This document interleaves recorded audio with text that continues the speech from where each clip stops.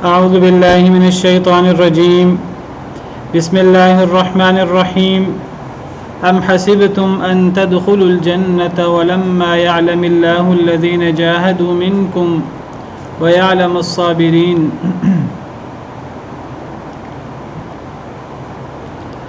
أم حسبتم کیا تم نے گمان کیا ان تدخلوا الجنة یہ کہ تم داخل ہو جاؤ گے جنت میں ولما يعلم الله الذين جاهدوا منكم اور ابھی تک نہیں جانا اللہ تعالیٰ نے ان لوگوں کو جنہوں نے جہاد کیا تم میں سے ويعلم الصابرين اور تاکہ وہ جان لے صبر کرنے والوں کو. علیکم السلام. جنگ احد کے حالات پر تبصرہ چل رہا ہے اور اللہ تعالیٰ اس ضمن میں فرما رہے ہیں کہ اللہ کے قرآن کریم میں وعدے فتح و نصرت کے مسلمانوں کے ساتھ اور نبی کریم صلی اللہ علیہ وسلم کے بھی وعدے تھے فتح و نصرت کے، اور یہ وعدے ایسے ہیں کہ جو ہمارے ایمان کے حصہ ہیں، جس پر کئی دفعہ تفصیل سے بات ہو چکی ہے. لیکن جب جنگ احد میں نقصان ہوا، پہلے مرحلے میں تو جنگ احد میں بھی جنگ بدر کی طرح عظیم الشان فتح ہوئی تھی، لیکن پھر کچھ وجوہات کی وجہ سے، جیسے ہم تفصیل پڑھ چکے ہیں، نقصان ہوا مسلمانوں کا کافی زیادہ مال غنیمت اکٹھا کرنے کے چکر میں، اور نبی صلی اللہ علیہ وسلم کے حکم کی اجتہادی طور پر ہی مخالفت اور بعض دیگر وجوہات کی بنا پر. تو اب ایک آزمائش کا وقت آیا، اور اس آزمائش کے وقت میں ظاہری بات ہے کہ مسلمانوں کے ذہنوں میں بھی سوال پیدا ہوا کہ ہم سے تو وعدے تھے فتح و نصرت کے، اور پھر جو منافقین تھے انہوں نے بھی شکووں کا بازار گرم کیا، اور چونکہ وہ بھی نہیں گئے تھے، وہ رستے سے پلٹ آئے تھے 300 عبداللہ بن ابی اور اس کے ساتھی، تو ان کو بھی موقع مل گیا کہ ہم تو اسی لیے نہیں گئے تھے، دیکھو ہم صحیح تھے، ہم اسی لیے ہی شریک نہیں ہوئے تھے کہ ہمیں پتہ تھا نقصان ہونا ہے، حالانکہ پہلے مرحلے میں تو فتح ہوئی تھی. تو اللہ تعالیٰ نے تبصرہ کیا ہے ان حالات پر کہ اللہ کے وعدوں کے بعد بھی نقصان کیوں ہوا. اللہ نے بتایا کہ یہ نقصان عارضی ہے. قد خلت من قبلکم سنن، بہت سے ایسے واقعات پہلے بھی گزر چکے ہیں. آزمائشیں آتی رہتی ہیں مسلمانوں پر، یہ بھی ان آزمائشوں میں سے ایک آزمائش ہے، لیکن یاد رکھو اللہ تعالیٰ نے بتایا کہ انجام یہ ہے کہ جھٹلانے والوں کو، انکار کرنے والوں کو، کافروں کو ہی شکست ہوتی ہے. انجام کار یہی ہے، حتمی شکست وہ کافروں کا مقدر ہے، اور مسلمانوں کو اللہ تعالیٰ نے غلبہ ہی دینا ہے. جاء الحق وزهق الباطل ان الباطل كان زهوقا. حق اور باطل کی کشمکش میں ہمیشہ حق نے ہی غالب آنا ہے، اور باطل کا کام ہی جانا ہے. نتیجہ یہی ہے، دنیا ہو یا آخرت. پھر اللہ تعالیٰ نے کچھ حکمتیں بتائیں کہ ٹھیک ہے نقصان ہوا، اور اس نقصان کی وجوہات بھی تھیں جیسے آگے بھی آئیں گی. پھر اللہ تعالیٰ نے کچھ حکمتیں بتائیں جو اللہ تعالیٰ کی حکمتیں بھی تھیں. وہ ہم نے پڑھا کہ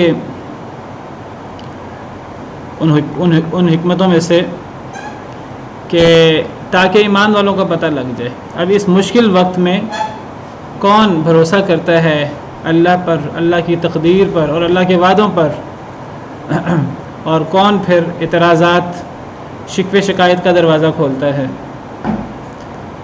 اور پھر ایک مقصد یہ بھی تھا کہ شہید جو ہیں اللہ تعالیٰ کچھ لوگوں کو شہادت جیسی نعمت اس سے سرفراز کرے، اور اللہ تعالیٰ انہیں پھر جنت کے اندر بہت بلند مقام دے. اور یہ بھی تھا کہ اللہ تعالیٰ ایمان والوں کو بالکل خالص کر دے، اور اللہ کافروں کو مٹا دے.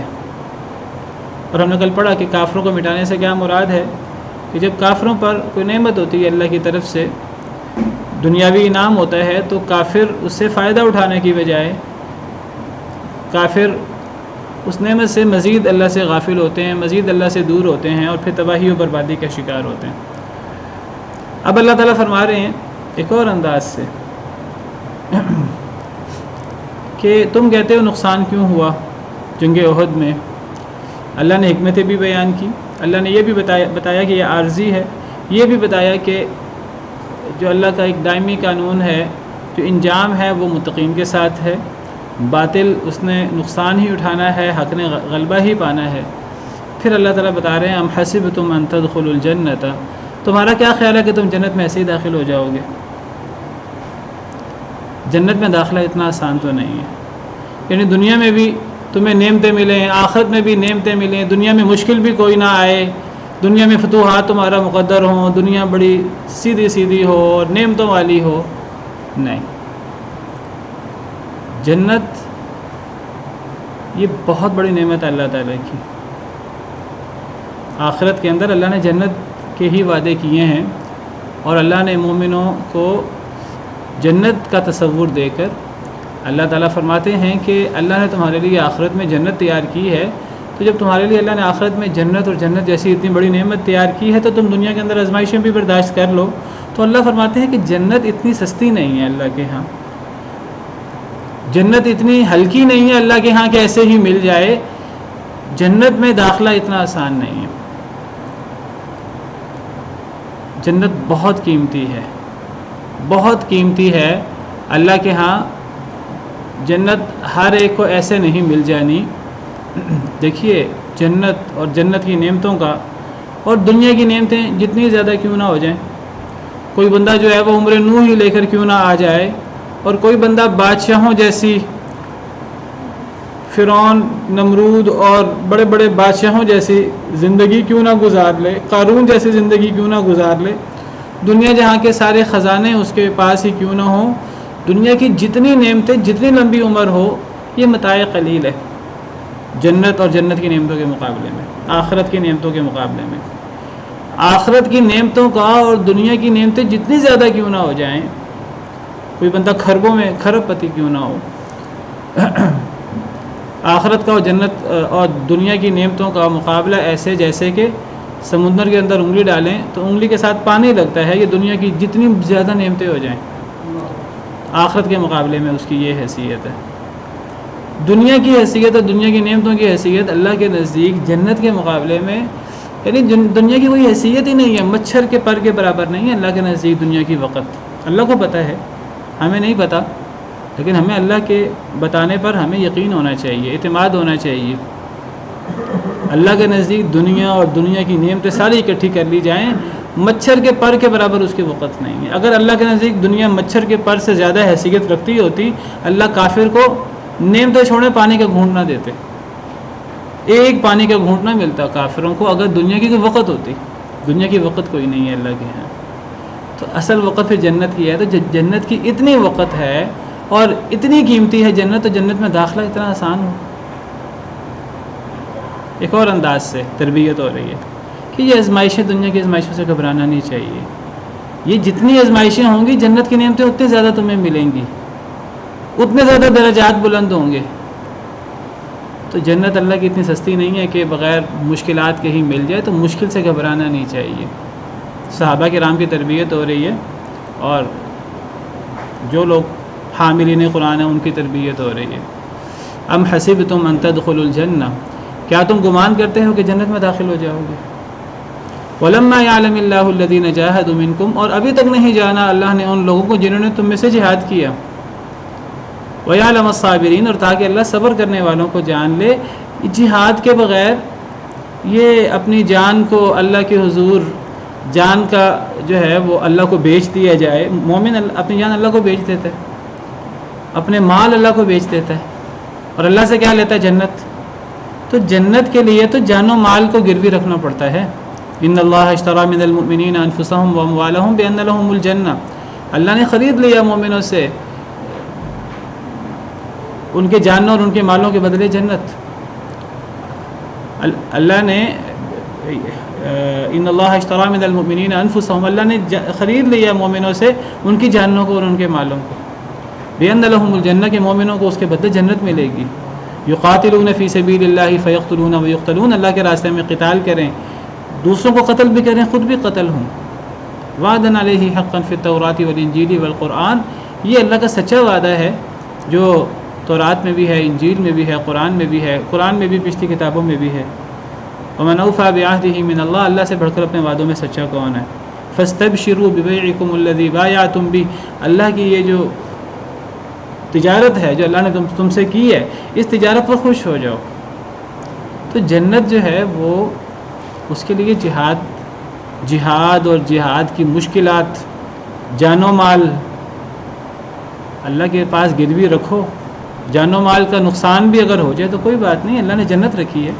جنت بہت بہت قیمتی چیز ہے، بہت بڑا انعام ہے. تو ابھی تک اللہ نے تم میں سے جہاد کرنے والوں کو نہیں جانا، اللہ تعالیٰ صبر کرنے والوں کو ظاہر کرے، ان کو تو جانے کہ کون صبر کرتے ہیں مشکلات میں. تم صبر کا مظاہرہ کرو، پھر دیکھو جنت. جو غازی بنے ہیں، جن کے عزیز شہید ہوئے ہیں،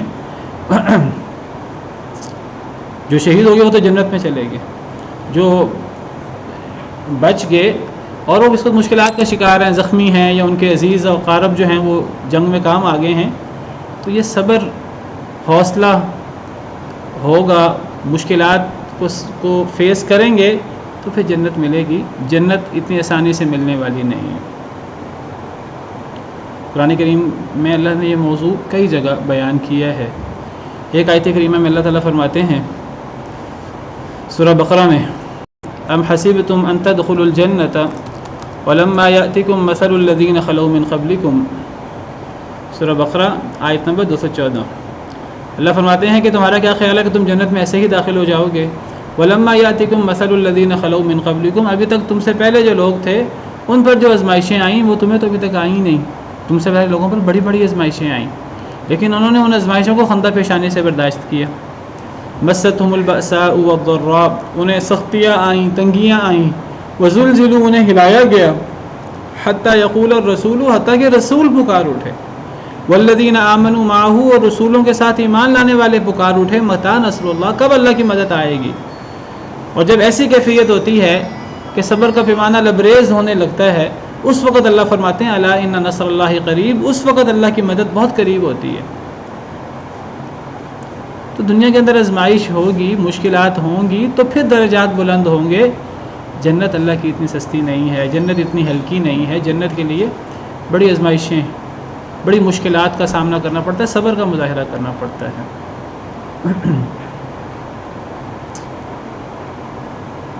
اصحاب الاخدود کا قصہ آپ کے سامنے، کس طرح انہیں توحید کے بدلے، ایمان کے بدلے انہیں آگ میں ڈالا گیا، لیکن ان کے پائے استقلال میں کوئی کمی نہیں آئی.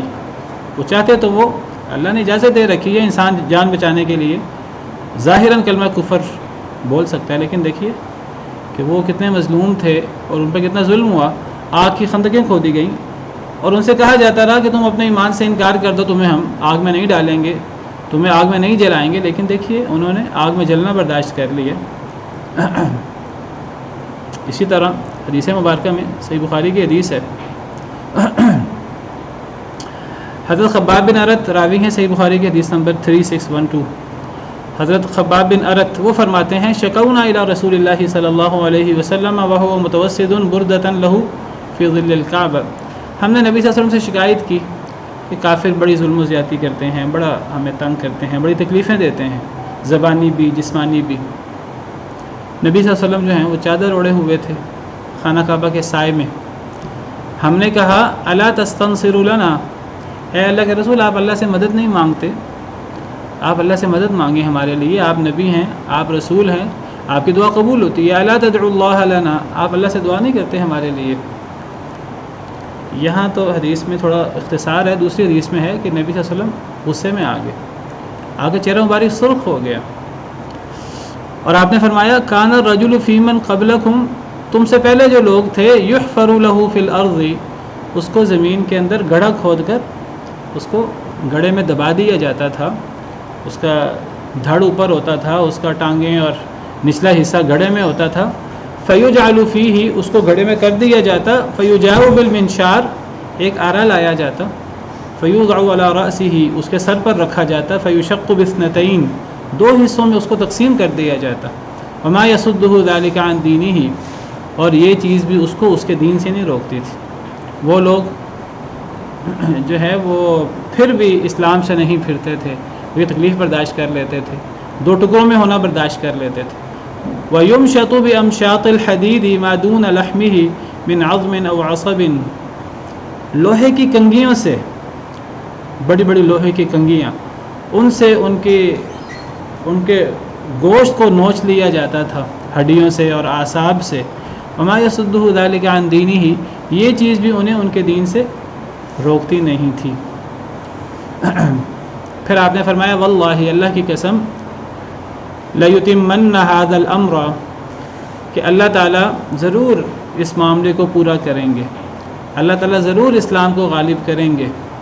حتیٰ یسیر الراکب من صنعاء الى حضرموت، حتیٰ کہ ایک سوار جو ہے وہ صنعاء سے حضرموت تک سفر کرے گا. صنعاء سے حضرموت تک ایک انسان سفر کرے گا. لا یخاف الا اللہ، اللہ کے علاوہ اسے کسی کا ڈر نہیں ہوگا. اب الذئب علی غنمہ، کسی شخص کو اپنی بکریوں پر بھیڑیے کا ڈر نہیں ہوگا، اتنا امن ہو جائے گا اسلام کی برکت سے. ولکنکم تستعجلون، لیکن تم جلدی کرتے ہو.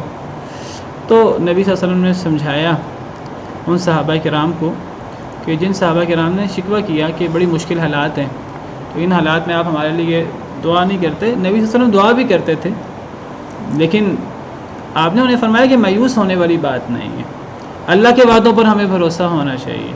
آپ نے پہلے انہیں بتایا کہ پچھلے دور میں بڑی بڑی مشکلات آئیں اور لوگوں نے ثابت قدمی کا مظاہرہ کیا، صبر کا مظاہرہ کیا، یہ کام تمہیں بھی کرنا ہے. پھر آپ نے بشارتیں بھی دیں، آپ نے فرمایا کہ یہ کام ضرور مکمل ہوگا، مسلمان غالب آئیں گے، مسلمانوں کو فتوحات ملیں گی، اور ایک وقت آئے گا کہ امن و امان دورہ ہوگا، اور ایک بندہ وہاں اس علاقے سے اس علاقے تک سفر کرے گا اور اسے اللہ کے علاوہ کسی کا ڈر نہیں ہوگا. اتنا امن ہو جائے گا کہ بھیڑوں پر بھیڑیے کا ڈر نہیں ہوگا، اتنا امن ہو جائے گا. اور اتنا امن ہوا. ولکنکم تستعجلون، لیکن تم جلدی مانگتے ہو. تو یہاں سے تربیت کی کہ دنیا میں مشکل آنے سے انسان کو گھبرانا نہیں چاہیے. کہ دنیا میں مشکل صرف مسلمان پہ نہیں آتی، کافر پر بھی آتی ہے. لیکن مسلمان جو ہے وہ کئی دفعہ جو ہے وہ یہ کہنا شروع کر دیتے ہیں ہم تو مسلمان ہیں، ہم پر اتنی مشکلات کیوں آتی ہیں. تو مسلمان کے لیے تو اللہ نے آخرت میں جنت رکھی ہے. مسلمان پر تو مشکلات کا آنا بنتا ہے کہ اگر دنیا کے اندر مشکلات آئیں گی اور وہ صبر کا مشکلات آنے سے تو کھرے کھوٹے کا پتہ لگے گا.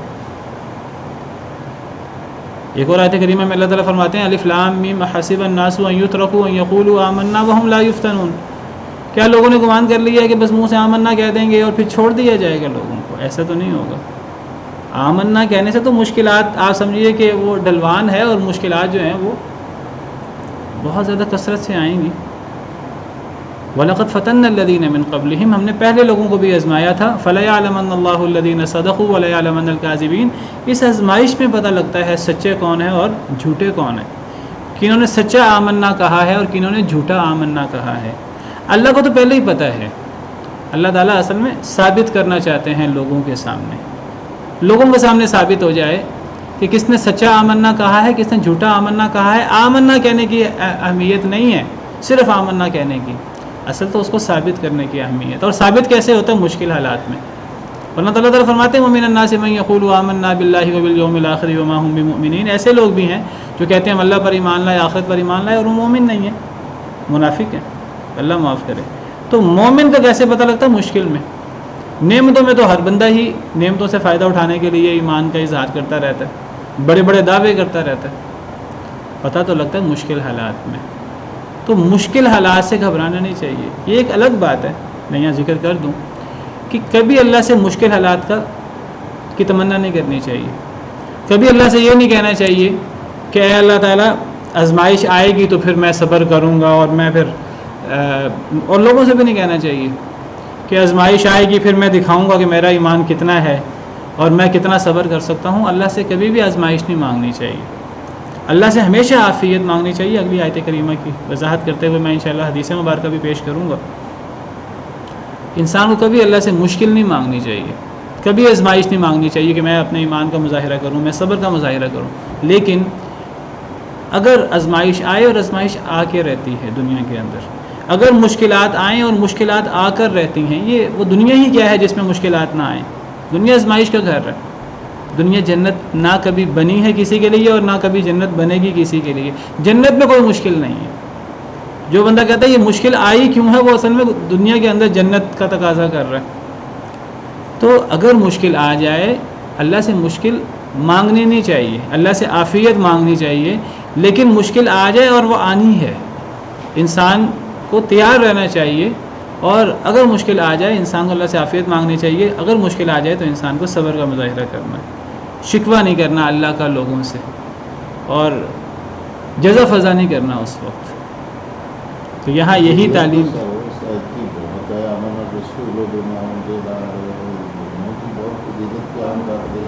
جی جی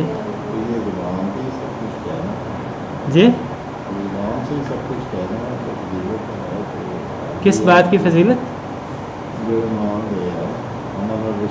میں کہہ رہا ہوں کہ دیکھیے زبان کی اہمیت ہے، لیکن زبان سے ایک بندہ کہے اور عمل اس کے مطابق نہ ہو، اس کی اہمیت کوئی نہیں ہے.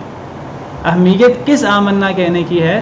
اس آمنا کہنے کی جس کے ساتھ عمل اس کی تائید کرے، تب اہمیت ہے. یہ جو آخری 2 آیتیں سورہ بقرہ کی، آمن الرسول بما، کیا وہ زبان سے کہتے تھے؟ میں یہی بتا رہا ہوں کہ زبان سے، صحابہ نے بھی زبان سے کہا اور منافقین نے بھی زبان سے کہا تو دونوں نے. قبول کس کا ہوا؟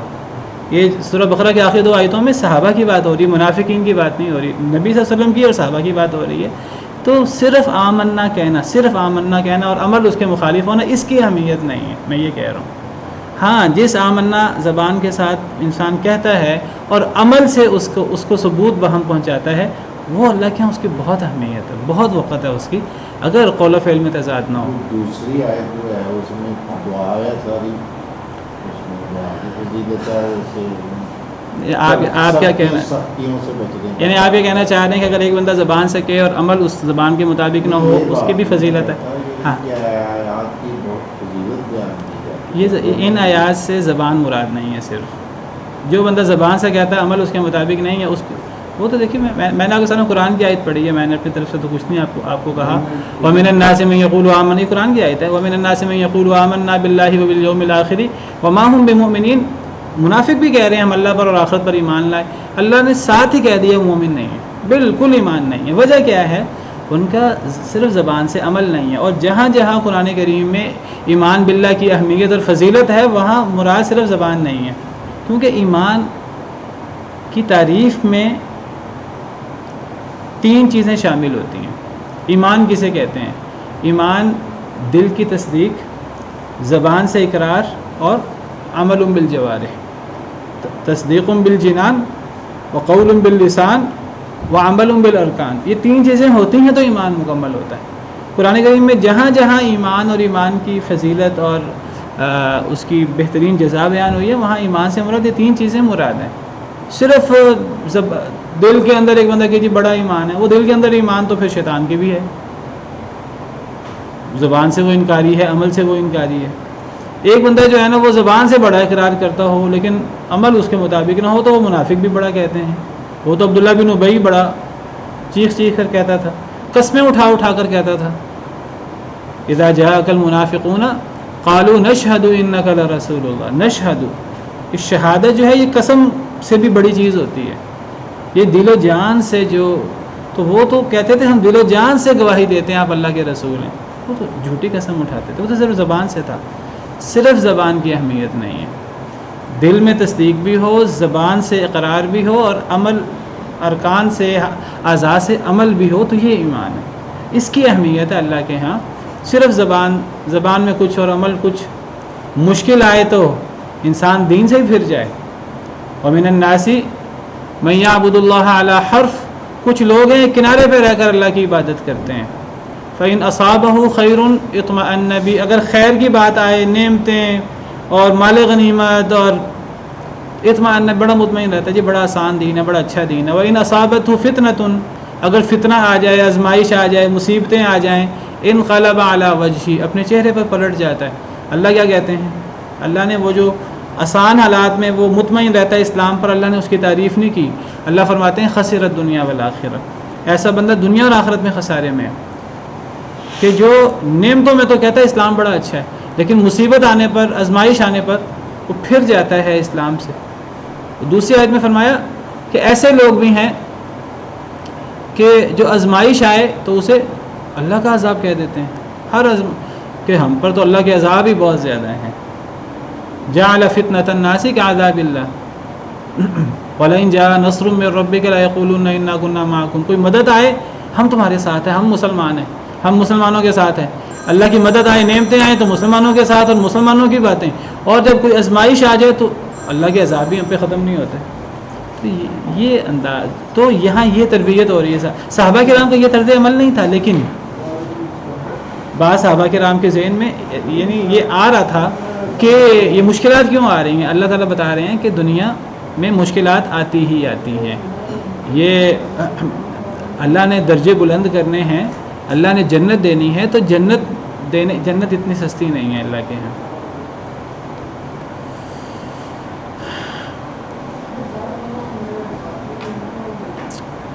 فرمایا وَلَقَدْ كُنْتُمْ تَمَنَّوْنَ الْمَوْتَ مِنْ. اور آپ دیکھیے قرآن کریم میں جہاں بھی زیادہ تر جنت کا ذکر ہے، آپ کو جنت کے ساتھ صبر کا ذکر ضرور ملے گا. آپ کو پتہ ہے کہ جب مسلمان جنت میں جائیں گے، اللہ تعالیٰ ہمیں اہل جنت میں شمار کرے، تو اس وقت جو ہے فرشتے وہ سلام کر رہے ہوں گے مسلمانوں کو. اور فرشتے موت کے وقت بھی فرشتے جب روح قبض کریں گے مسلمانوں کی تو سلام کرتے ہوئے الذین تتوفاہم الملائکۃ طیبین یقولون سلام علیکم ادخلوا الجنۃ بما کنتم تعملون. اور آپ قرآن کریم میں زیادہ تر جہاں جنت کا ذکر ہے وہاں صبر کا ذکر ضرور ہے. سلام علیکم بما صبرتم فنعم عقبی الدار. فرشتے جو ہیں وہ جنت کی بشارت دیتے ہوئے جنتیوں کو، جب جنتی جنت میں داخل ہوں گے تو فرشتے سلام کریں گے اور کہیں گے تم پہ سلامتی ہو تمہارے صبر کرنے کی وجہ سے. زیادہ تر جہاں جنت کا ذکر ہے وہاں ساتھ صبر کا ذکر عام طور پہ ملتا ہے. تو یہاں بھی اللہ تعالیٰ نے فرمایا جنت میں داخلہ اتنا آسان نہیں ہے. جہاد اور صبر اور سخت کوشش، مشقت اگر آئے اللہ کی طرف سے، اور وہ آتی ہے، انسان کو عافیت مانگنی چاہیے، لیکن اگر آ جائے تو انسان کو خندہ پیشانی سے برداشت کرنا ہے اس کو. وَلَقَدْ كُنْتُمْ تَمَنَّوْنَ الْمَوْتَ مِنْ قَبْلِ أَنْ تَلْقَوْهُ فَقَدْ رَأَيْتُمُوهُ وَأَنْتُمْ تَنْظُرُونَ. اور البتہ تحقیق تم تھے، تمنا کرتے تھے موت کی اس سے پہلے کہ تم اس سے ملاقات کرو. تم موت کی تمنا کرتے تھے اس سے پہلے کہ تم موت سے ملاقات کرو. یعنی جب تک موت آئی نہیں تھی، موت تمہاری نظروں کے سامنے نہیں آئی تھی، تب تک تم کہتے تھے کہ موت کا سامنا کرنا چاہتے ہیں ہم. کون مراد ہیں؟ وہ صحابہ مراد ہیں جو جنگ بدر میں شریک نہیں ہو سکے تھے، نوجوان قسم کے صحابہ. اور میں کئی دفعہ ذکر کر چکا ہوں جنگ بدر میں عام اعلان نہیں ہوا تھا، تو جنگ بدر میں بہت سے صحابہ کرام شریک نہیں ہو سکے تھے کیونکہ وہاں تو جہاد کی بات ہی نہیں تھی. وہاں تو شروع میں تو وہ قافلے کو لوٹنے کی بات تھی. تو جب جنگ بدر کے فضائل اور اللہ تعالیٰ کا نبی صلی اللہ علیہ وسلم نے یہ اعلان بتایا کہ اللہ نے تو اہل بدر کو جھانک کر دیکھا ہے، اور اللہ نے فرمایا اعملوا ما شئتم فقد غفرت لکم. تم جو عمل کرو میں نے تمہارے سارے آئندہ کے اعمال معاف کر دیے ہیں. جب اتنی بڑی فضیلت دیکھی ان صحابہ کرام نے جو جنگ بدر میں شریک نہیں ہوئے، تو وہ صحابہ کرام کہنے لگے کہ ہمیں بھی جہاد کا موقع ملے، ہماری بھی کافروں سے مڑ بھیڑ ہو، تو ہم بھی پھر جو ہے وہ جہاد کریں اور ہم بھی بہادری کے جوہر دکھائیں. تو اللہ نے فرمایا کہ تم لوگ تھے کہ تم موت کی تمنا کرتے تھے اس سے پہلے کہ تم موت کو دیکھو. ابھی تم نے موت کو دیکھا نہیں تھا. موت جب سامنے نظر آتی ہے پھر اس وقت پھر دل جگرے والا اور ایمان والا ہی اس وقت پھر جو ہے وہ جو کہتا ہوتا ہے منہ سے پھر اس کا عملی مظاہرہ کرتا ہے. اور کئی لوگ ہیں جو ایسے موقع پر پھر پہلے تو بڑی باتیں کر رہے ہوتے ہیں، ایسے موقع پر پھر وہ پھر جاتے ہیں. تو موت کی ملاقات سے پہلے تم موت کی تمنا کرتے تھے. موت کی ملاقات سے مراد یہاں یہ جو مسلمانوں کا اور کافروں کا آپس میں جنگ اور آپس میں ایک دوسرے کا آمنے سامنے ہونا، تو یہ معاملہ آنے سے پہلے تم موت کی تمنا کرتے تھے. تم کہا کرتے تھے دوبارہ جنگ کب ہوگی، ہم اپنے جوہر کب دکھائیں گے، اور کئی وہ صحابہ کرام جو جنگ بدر میں جیسے میں نے پہلے ذکر کیا شریک نہیں ہو سکے تھے، اور انہوں نے جوش کا مظاہرہ کرتے ہوئے کہا تھا ہم باہر جا کر لڑیں گے۔ بعد میں ان کو بڑے صحابہ کرام نے سمجھایا کہ نبی صلی اللہ علیہ وسلم کی رائے جو ہے وہ مدینہ منورہ کے اندر رہ کر لڑنے کی ہے، اس کے پیچھے کوئی حکمت ہوگی، اور بڑے کبار صحابہ کرام کی بھی، بڑی عمر کے بزرگ صحابہ کرام کی بھی یہی رائے تھی کہ ہمیں مدینہ کے اندر رہ کر لڑنا چاہیے۔ لیکن بعض نوجوان جو جنگ بدر میں شریک نہیں ہو سکے تھے وہ کہتے تھے کہ ہم باہر جا کر لڑیں گے اور ہمیں بہادری کا جوہر دکھانے کا زیادہ موقع ملے گا۔ تو نبی صلی اللہ علیہ وسلم کو پتہ تھا کہ جنگ کے اندر، جہاد کے اندر زیادہ نوجوانوں کا کام ہوتا ہے۔ آپ نے ان کو حوصلہ دلانے کے لیے آپ نے ان کی بات مان لی، حالانکہ آپ کی اپنی رائے یہ نہیں تھی، اور آپ ہتھیار پہن کے باہر آ گئے، اور بعد میں پھر جب بڑے صحابہ کرام نے انہیں سمجھایا کہ تم نے زیادہ جوش کا مظاہرہ کیا ہے، نبی صلی اللہ علیہ وسلم کی رائے تمہارے مطابق نہیں تھی، تو ان صحابہ کرام نے معذرت کی نبی صلی اللہ علیہ وسلم سے اور کہا کہ جو آپ کی رائے ہے ہم اس پر تیار ہیں، ہمیں مدینہ کے اندر رہ کے لڑنا چاہیے۔ آپ نے فرمایا نبی کا یہ کام نہیں ہے کہ نبی ہتھیار پہن لے، ایک دفعہ تیاری کر لے، پھر تیاری کر کے اب ہتھیار اتار دے، اب یہ نبی کا کام نہیں، اب فیصلہ ہو گیا۔ تو باہر جا کر لڑے، اور باہر جا کر لڑنے میں بھی اللہ نے فتح دی ابتدا میں، بعد میں نقصان ہوا، اس کی وجوہات آپ کے سامنے ہیں۔ تو اللہ تعالیٰ فرما رہے ہیں کہ تم موت کی تمنا کرتے تھے اس سے پہلے کہ تم اس سے ملاقات کرو، فقد رأیتموہ، بس تاکہ تم نے دیکھ لیا ہے اب موت کو، وانتم تنظرون، اور تم دیکھ رہے تھے، اب تم نے دیکھ لیا موت کیسی ہوتی ہے۔ تو گویا کہ بتایا ہے کہ انسان کو موت کی تمنا نہیں کرنی چاہیے۔ انسان کو، ایک انسان کا اگر چاہے ارادہ بھی ہو کہ اگر کوئی حالات پیش آئیں مشکل تو میں وہاں ایمان کا مظاہرہ کروں گا، میں وہاں ہر قسم کی قربانی دوں گا، انسان کا جتنا بھی ارادہ ہو تو انسان کو کوشش یہ کرنی چاہیے کہ انسان اس قسم کے الفاظ نہ بولے، انسان اللہ سے اس قسم کی دعا بھی نہ کرے کہ اے اللہ تعالیٰ کوئی جنگ کے حالات پیدا ہوں، اے اللہ تعالیٰ کوئی مجھ پر ایسی آزمائش آئے اور پھر میں اس آزمائش کے اندر، کوئی بندہ جو ہے نا اللہ تعالیٰ سے حضرت اسماعیل کا قصہ پڑھے اور پرانے جو نبی صلی اللہ علیہ وسلم نے بتایا کہ یہ چیزیں لوگوں پر پیش آتی تھیں، اصحاب اخدود کا معاملہ ہے، کوئی بندہ اللہ سے یہ دعا کرے اللہ تعالیٰ میرے ساتھ یہ معاملہ پیش آئے تو پھر میں اس وقت جو ہے وہ بڑے جذبے کا مظاہرہ کروں گا، ایمان کا مظاہرہ کروں گا۔ تو بہرحال انسان کو بڑے نہیں بولنے چاہیے، اور اگر انسان کو کوئی ایسی بات کرنی پڑے تو انسان کو اس وقت بھی اللہ پر بات چھوڑنی چاہیے اور کہنا چاہیے کہ اگر اللہ نے چاہا تو میں اس وقت صبر کا مظاہرہ کروں گا، اگر اللہ نے چاہا تو میں اس وقت یہ کردار پیش کروں گا۔ جیسے سیدنا اسماعیل علیہ السلام سے جب حضرت ابراہیم نے پوچھا کہ اے بیٹا یہ میں نے خواب دیکھا ہے، تو حضرت اسماعیل نے کہا اے ابا جان آپ کر گزری جو آپ کو حکم دیا گیا ہے، ستجدنی انشاءاللہ من الصابرین، اگر اللہ نے چاہا تو آپ مجھے صبر کرنے والوں میں سے پائیں گے۔ تو اللہ سے عافیت مانگنی چاہیے، اللہ تعالیٰ سے جنگ کا اور مشکل کا سوال نہیں کرنا چاہیے۔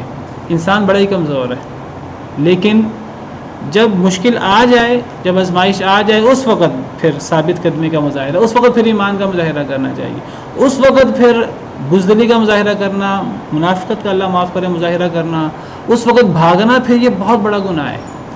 پھر آپ کو پتہ ہے کہ کبیرہ گناہوں میں سے یہ ہے کہ انسان میدان جنگ سے بھاگے، میدان جنگ سے بھاگنا یہ پھر کبیرہ گناہوں میں سے، اور صرف عام کبیرہ گناہوں میں سے نہیں، اکبر الکبائر جو 7 بڑے بڑے گناہ ہیں ان میں سے ایک گناہ وہ میدان جنگ سے بھاگنا ہے۔ تو اس کے بارے میں حدیث ہے نبی صلی اللہ علیہ وسلم کی، صحیح حدیث ہے،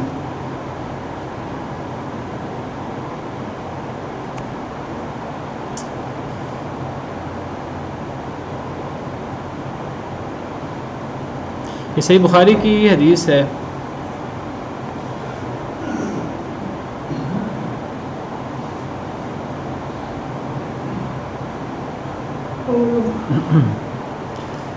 جی نبی صلی اللہ علیہ وسلم نے فرمایا، صحیح بخاری کی حدیث نمبر 2966، آپ نے فرمایا ایھا الناس، اے لوگو، لا تتمنوا لقاء العدو، دشمن سے ملاقات کی تمنا نہ کرو، وصل اللہ العافیہ، اللہ سے عافیت مانگو، فَإِذَا لَقِيتُمُوهُمْ، لیکن اگر تمہاری ان سے ملاقات ہو جائے، تمہیں اللہ سے یہ سوال نہیں کرنا، تمہیں اللہ سے یہ دعا نہیں کرنی کہ اے اللہ جنگ کے حالات پیش آئیں، اے اللہ مشکل حالات پیش آئیں، اللہ سے دعا یہ نہیں کرنی. کوئی کسی بندے کو یہ دعا نہیں کرنی چاہیے اے اللہ تعالیٰ اللہ کرے میں دجال کے زمانے میں موجود ہوں, میں دجال کا مقابلہ کروں گا.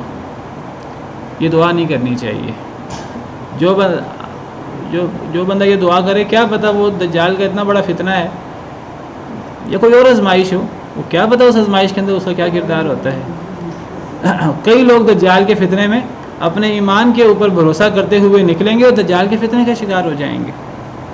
تو دشمن سے ملاقات کی تمنا نہیں کرنی چاہیے. آپ کی واضح حدیث ہے.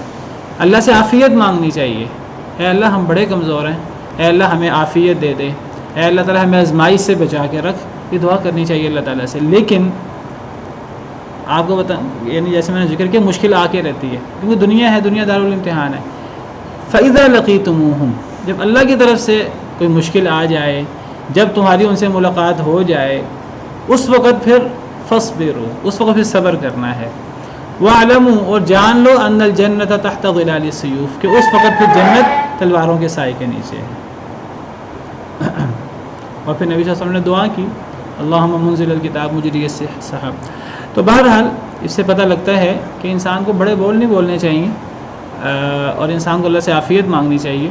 لیکن اگر مشکل وقت آ جائے پھر انسان کو اللہ پہ بھروسہ کرتے ہوئے, ثابت قدمی کا مظاہرہ کرتے ہوئے, صبر کا مظاہرہ کرتے ہوئے پھر انسان کو سب کچھ قربان کر دینا چاہیے. وما محمد الا رسول, اور نہیں ہے محمد صلی اللہ علیہ وسلم مگر رسول. قد خلت من قبلہ الرسل, تحقیق گزر چکے ان سے پہلے بہت سارے رسول, بہت سارے رسول آپ سے پہلے گزر چکے. افئن مات, کیا پس اگر وہ مر جائیں, او قتل, یا وہ شہید کر دیے جائیں, انقلبتم علی اعقابکم, تم پھر جاؤ گے اپنی ایڑیوں کے بل. ومن ینقلب علی عقبیہ, اور جو پھر جائے اپنی ایڑیوں کے بل, فلن یضر اللہ شیئا, پس ہرگز نہیں وہ نقصان دے سکتا اللہ کو کچھ بھی. وسیجزی اللہ الشاکرین, اور ان قریب اللہ تعالیٰ جزا دیں گے, اللہ بدلہ دیں گے الشاکرین, شکر کرنے والوں کو. تو بہرحال فرمایا وما محمد الا رسول, نہیں ہے محمد صلی اللہ علیہ وسلم مگر رسول. قد خلت من قبلہ الرسل, ان سے پہلے بہت سارے رسول گزر چکے ہیں.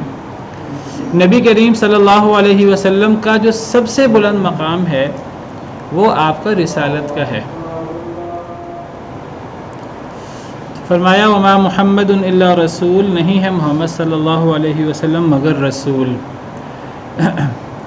محمد صلی اللہ علیہ وسلم رسول سے بڑھ کر نہیں ہے, وہ نہیں ہے مگر رسول. ان کا رسول سے بڑھ کر مقام نہیں ہے, یعنی ان کا جو مقام ہے سب سے زیادہ وہ رسالت کا ہے. رسالت سے بڑھ کر ان کا مقام نہیں ہے کہ ان میں کوئی خدائی صفات میں سے کوئی صفت آ جائے, وہ کوئی اللہ کے وجود کا کوئی حصہ ہوں.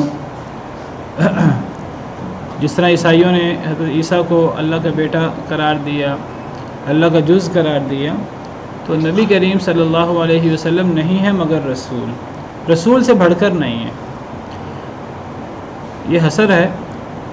تو اس سے پتہ لگتا ہے کہ نبی صلی اللہ علیہ وسلم کے اندر کوئی خدائی صفت نہیں ہے, خدا کا وہ جز نہیں ہے جس طرح بعض لوگ باور کراتے ہیں. نبی صلی اللہ علیہ وسلم اللہ کے جلیل القدر پیغمبر تھے اور آپ تمام نبیوں کے سردار بھی تھے اور تمام بنی آدم میں سب سے افضل بھی تھے. تو جس طرح لوگوں نے نبی صلی اللہ علیہ وسلم سے پہلے نیک لوگوں کے, نبیوں رسولوں کی ذات میں, اولیاء کی ذات میں غلو کیا, اس طرح نبی صلی اللہ علیہ وسلم کے ساتھ میں بھی بہت سارے لوگوں نے غلو کیا ہے. تو اللہ تعالیٰ نے پہلے بتا دیا کہ نبی کریم صلی اللہ علیہ وسلم رسول سے بڑھ کر نہیں ہے. وہ انسان ہیں لیکن ان میں اور عام انسانوں میں فرق یہ ہے کہ وہ اللہ کے رسول بھی ہیں. عام انسان وہ صرف بشر ہوتے ہیں, اللہ کے انبیاء کرام علیہم السلام اللہ کے رسول و بشر ہونے کے ساتھ ساتھ رسول ہوتے ہیں, اور رسول ہونے کا مقام بہت بڑا ہے. قل انما انا بشر مثلکم یوحی الی, یہ ذرا ان کو اٹھا دیں ذرا. قل انما انا بشر مثلکم, کہہ دیجئے سوائے اس کے کہ نہیں میں بشر ہوں تمہارے جیسا. یوحی الی, مجھ میں اور تم میں فرق یہ ہے کہ مجھ پر وحی ہوتی ہے. تو نبی صلی اللہ علیہ وسلم کا بلند ترین مقام یہ ہے کہ آپ اللہ کے رسول ہیں اور آپ پر اللہ کی طرف سے وحی ہوتی ہے. اس سے بلند مقام نہیں ہے کہ ان میں کوئی خدائی صفت ہو، جس طرح عیسائیوں نے عیسیٰ کے بارے میں دعویٰ کیا. نبی کریم صلی اللہ علیہ وسلم اپنے مرض الموت میں آپ شدید بیمار تھے. اس بیماری کی حالت میں نبی صلی اللہ علیہ وسلم نے بار بار اپنی امت کو یہی تعلیم دی، اور اس سے پہلے بھی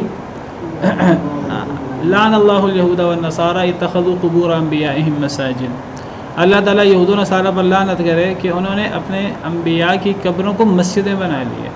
یعنی انبیاء کی ذات میں اتنا غلو کیا کہ ان کی قبروں کے مجاور بن کے بیٹھ کے اور ان کی قبروں کو عبادت گاہیں بنا لیا. اور جب قبروں کو عبادت گاہیں بنا لیا جائے تو گویا کہ اصحاب قبور کو معبود بنا لیا جاتا ہے.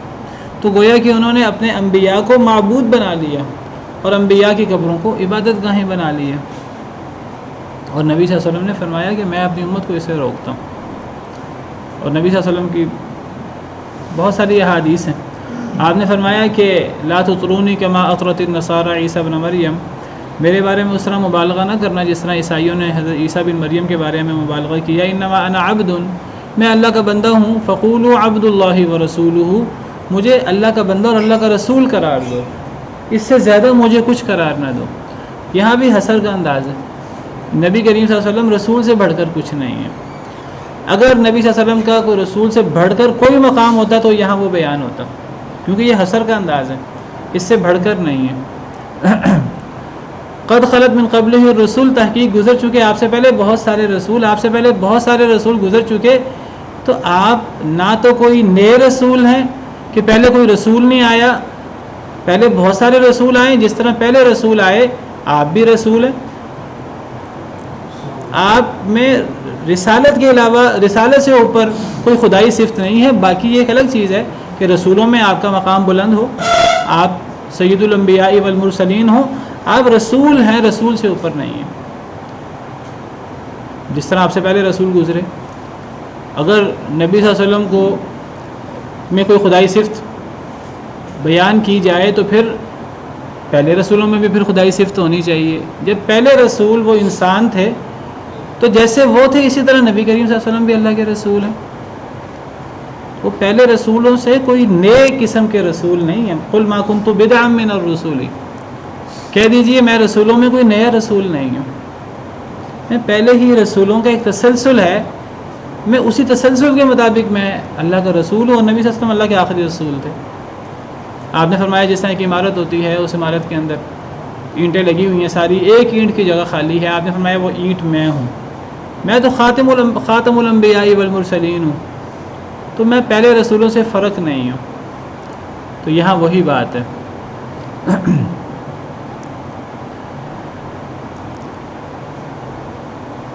افہم ماتا، کیا پس اگر وہ مر جائیں، او قتل، یا وہ شہید کر دیے جائیں، انقلبتم علی اعقابکم، تم پلٹ جاؤ گے اپنی ایڑیوں پر.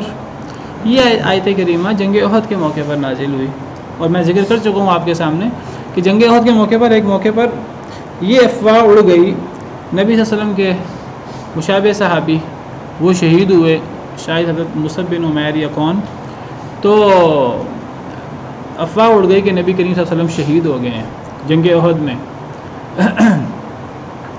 تو بعض صحابہ کرام بڑے پریشان ہو گئے. بعض نے بالکل ہی وہ یعنی ہوش حواس ان کے ساتھ نہ رہے، سب کچھ چھوڑ چھاڑ کے وہ کھڑے ہو گئے.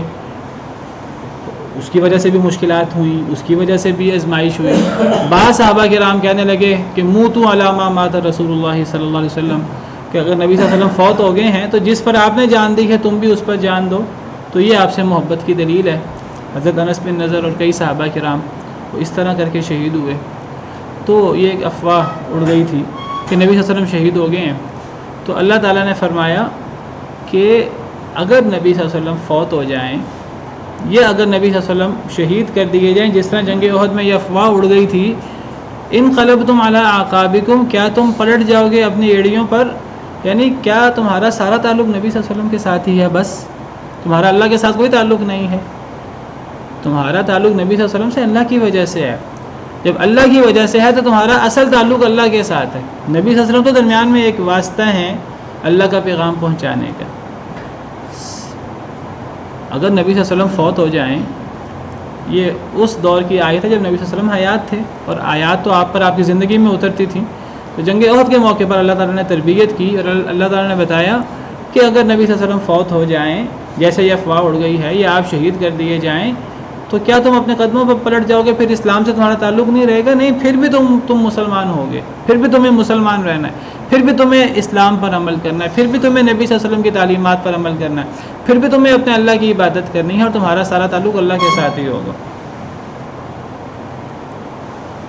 تو اسے پتہ لگتا ہے کہ نبیوں کو موت آ جاتی ہے. کئی نبی شہید بھی کر دیے جاتے ہیں، رسول وہ بھی شہید کر دیے جاتے ہیں. آزمائشیں دنیا کے اندر آتی ہیں، اور آزمائشیں اللہ کے نیک بندوں پر زیادہ آتی ہیں. اشد البلاء علی الانبیاء، سب سے زیادہ آزمائشیں انبیاء پر ہوتی ہیں. تو نبی صلی اللہ علیہ وسلم فوت ہو سکتے ہیں، اور نبی صلی اللہ علیہ وسلم شہید ہو سکتے ہیں. اگر آپ فوت ہو جائیں یا آپ شہید کر دیے جائیں، اگرچہ نبی کریم صلی اللہ علیہ وسلم وہ تو پھر بعد میں آپ طبی طور پر فوت ہوئے، آپ بیماری سے فوت ہوئے. بعض علماء کہتے ہیں کہ آپ طبی طور پر فوت ہوئے. بعض کی یہ رائے ہے، اور یہ وہ حدیث کی وجہ سے ہے کہ نبی صلی اللہ علیہ وسلم کی موت بھی شہادت کی موت تھی. وہ اس طرح کہ آپ کو زہر دیا گیا تھا، اگرچہ اللہ تعالیٰ نے آپ کو بتا دیا تھا. وہ جو کسی یہودی عورت نے آپ کی دعوت کی تھی، تو اس میں بکری کے گوشت میں زہر ملا ہوا تھا. تو نبی صلی اللہ علیہ وسلم کے ساتھ صحابہ بھی موجود تھے.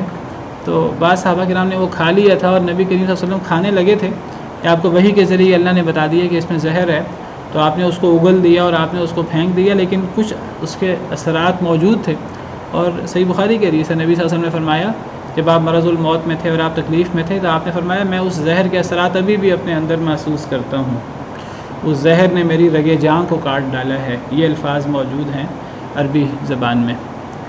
تو اس وجہ سے کئی علماء نے آپ کو شہید بھی قرار دیے ہے کہ آپ کو اللہ نے شہادت کی فضیلت سے نوازا ہے.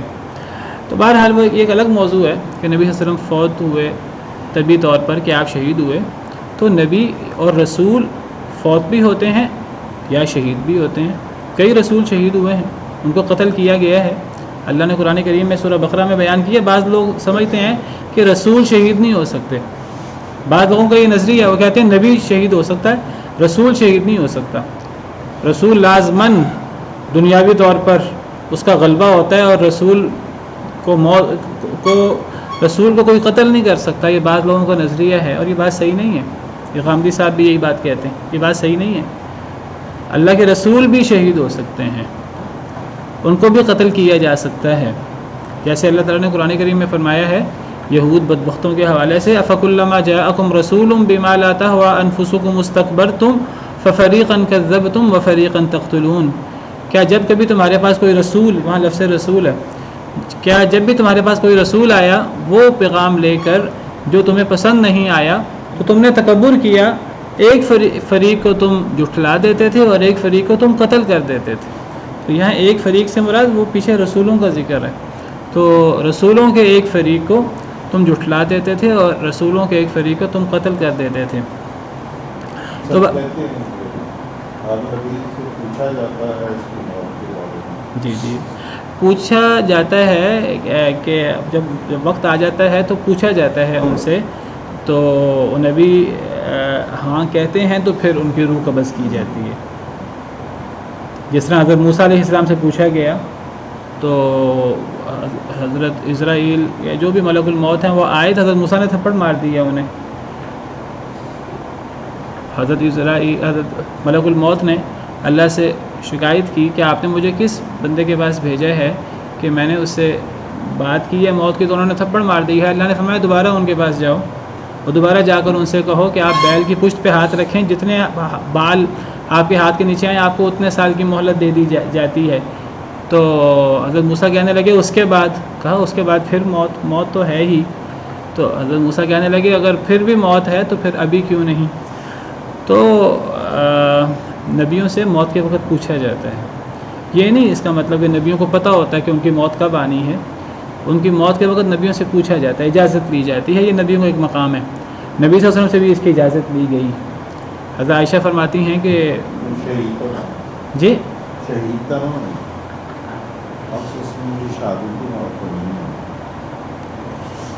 بہرحال میں نے ذکر کیا کہ نبی صلی اللہ علیہ وسلم کے اپنے الفاظ ہیں صحیح بخاری کے اندر.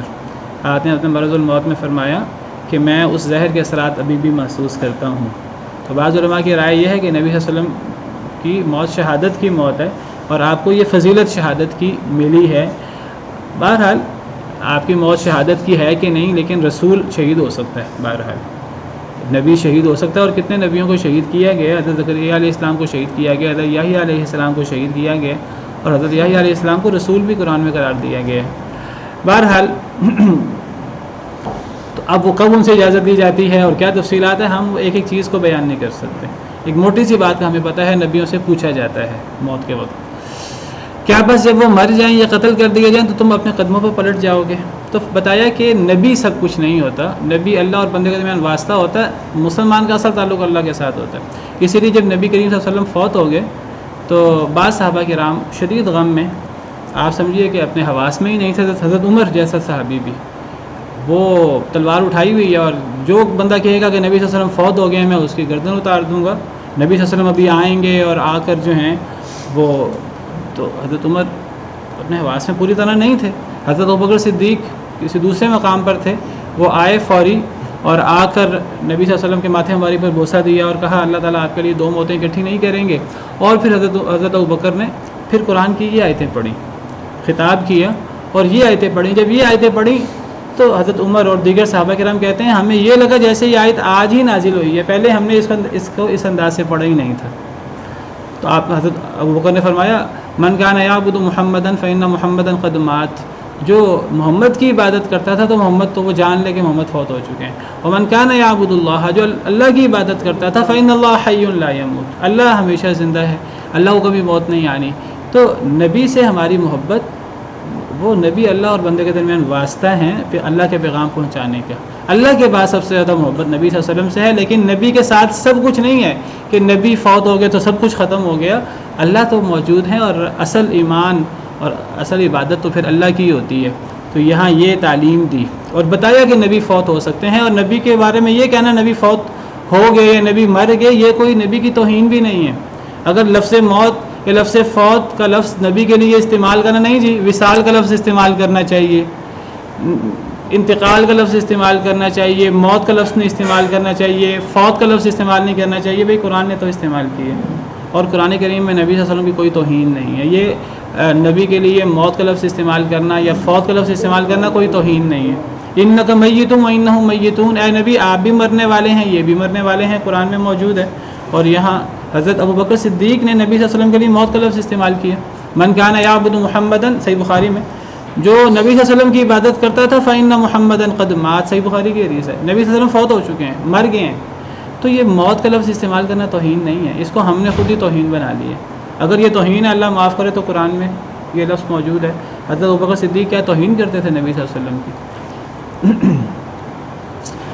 جو پھر جائے نبی صلی اللہ علیہ وسلم کے بعد، جس طرح بہت سے کفار جو ہیں وہ اپنے قدموں پر پھر کے زکوٰۃ دینے سے انکار کر دیا. بہت سے لوگ جو مسلمان ہوئے تھے اور کئی لوگوں نے جو ہے وہ زکوٰۃ دینے سے انکار کر دیا. کئی لوگ اسلام سے ہی پھر گئے کہ جی ہمارا سارا تعلق تو محمد کے ساتھ تھا. پھر ان سے لڑائی کی حضرت ابوبکر صدیق نے، صحابہ کرام نے.